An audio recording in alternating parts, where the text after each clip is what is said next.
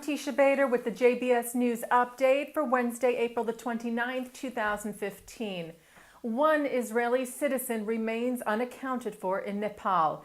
Israel's foreign ministry announced today that they had made contact and knew the whereabouts of all Israelis in the quake-ravaged country except for 22-year-old Or Asraf. Asraf recently completed his IDF service. He served during Operation Protective Edge in Gaza and was moderately injured there. After recovering and finishing the army, he, like many other Israelis, was backpacking in Nepal when the massive earthquake struck last weekend, killing thousands. Israeli Prime Minister Benjamin Netanyahu had said yesterday that it was Israel's top priority to locate and rescue Israelis in Nepal and give assistance and relief to the Nepalese people. The IDF opened its field hospital in Nepal today, Israel's largest ever, with 60 beds and the capacity to treat 200 patients a day. Israel's official aid delegation to Nepal of 260 is larger than any other country's. The formation of a new government in Israel seems to be getting closer. After weeks of negotiations, coalition agreements were reportedly reached last night between Prime Minister Netanyahu and the Moshe Kahlon-led Kulanu Party, as well as with the ultra-Orthodox United Torah Judaism Party. Kahlon will reportedly serve as Israel's next finance minister, with his party also running the Housing and Construction Ministry and the Environmental Protection Ministry. The Prime Minister, however, still needs at least 15 seats to reach the minimum 61-seat majority required to form a new government, and his coalition talks continue. Meanwhile, U.S. Ambassador to Israel Dan Shapiro said the United States administration was waiting to see the position of the new Israeli government once it is formed in relation to its commitment to a two-state solution. Shapiro told Israel's Army Radio today, "If Israel is committed to two states for two peoples, we will sit down together and hash out the best way toward that goal." Similar remarks were made earlier this week by U.S. Undersecretary of State for Political Affairs Wendy Sherman, who told a gathering of the Religious Action Center of Reform Judaism's biennial leadership conference in Washington that the U.S. would be keeping a close eye on the issue as well. Sherman said if the new Israeli government is seen to be stepping back from its commitment to a two-state solution, that will make our job in the international arena much tougher. The comments come ahead of an anticipated UN Security Council resolution backed by France that would create a framework for resolving the Israeli-Palestinian conflict and likely set a timeline for an Israeli withdrawal to the pre-1967 lines.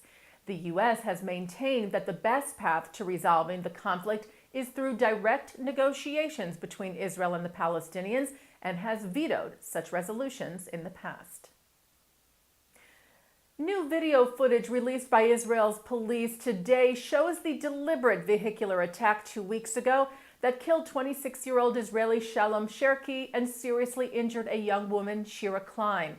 In the video, 37-year-old Khalid Kutene from East Jerusalem is shown veering sharply from the lane he'd been driving in into Cherki and Klein, who were standing at a bus stop in Jerusalem's French Hill neighborhood on April the 15th. The video was used to prove that the attack was intentional and not accidental. An indictment against Kutene was filed with the Jerusalem District Court by the city's district attorney on Monday. Hamas's military chief Mohammed Deif, who was targeted during Operation Protective Edge in Gaza, is said to be alive and leading the terror group in its efforts to rebuild and restart its actions against Israel. You may recall that during the war with Gaza this summer, an attempt was made by the IDF to assassinate Deif, and there was speculation as to whether he was in fact killed or not.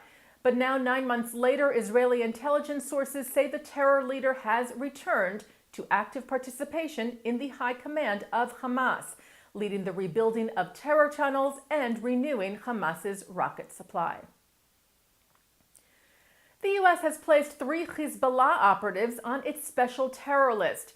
2 of them are the main suspects in the 2012 bus bombing in Burgas, Bulgaria, that killed 5 Israelis and their Bulgarian driver. The State Department said it has designated Meliad Farah and Hassan El-Haj Hassan, the Burgas suspects, as well as Hezbollah member Hussein Atris, as specially designated global terrorists, barring any transactions between them and the United States.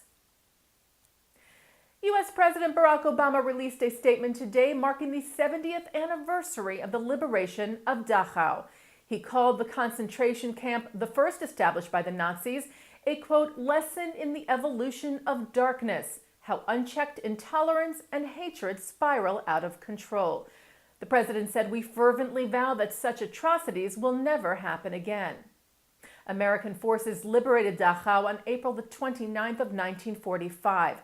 The total number of people who died there is unknown, but is estimated to be over 40,000. And looking now at our programming for tonight, Wednesday, April the 29th, at 7 o'clock, co-founder, dean, and chair in Jewish thought at Machon Hadar, Shai Held, talks about human equality in the Torah. That's from the recent 2015 Limud Conference. And later tonight on L'Chaim at 9, Mark Golub sits down with editor-in-chief of the Jewish Daily Forward, Jane Eisner. And coming up right after this newscast tonight, a new segment of Thinking Out Loud with Micah Halpern. That's tonight on JBS and jbstv.org. And that's the JBS News Update for Wednesday, April the 29th, 2015. I'm Teisha Bader.